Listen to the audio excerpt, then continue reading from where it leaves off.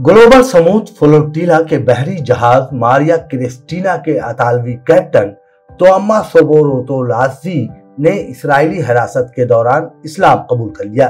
यह फ्लोटिला गजा के लिए इंसानी हमदर्दी की इमदाद लेकर बैनुल-अक़वामी पानियों के रास्ते जा रही थी, जब इस्राएली अफवाज ने उसे रोककर मुतअद्दिद कारकुनों को गिरफ्तार कर लिया। जहाज़ों और मुख्तलिफ ममालिक से ताल्लुक रखने वाले सैकड़ों इंसानी हुकूक के कारकुनान पर मुश्तमिल ये काफिला 30 अगस्त को बार्सिलोना से रवाना हुआ था। इस्राएली फोर्सेज ने 1 अक्टूबर की शब फ्लोटिला को रोककर कैप्टन बोर्तोलाज़ी समेत कई शुरका को हिरासत में ले लिया, जिनमें से कुछ को 4 अक्टूबर को मुल्क बदर कर दिया गया। इस्तांबुल पहुंचने के बाद मीडिया से बातचीत करते हुए बोर्तोलाज़ी ने बताया कि उन्होंने जेल में अपने मुसलमान साथियों के ईमान और हौसले से मुतासिर होकर इस्लाम कबूल किया। उनका कहना था, मेरे साथ ज्यादातर साथी तुर्की से थे और सब मुसलमान थे। जब वो नमाज पढ़ रहे थे तो इस्राएली पुलिस ने आकर उन्हें रोका।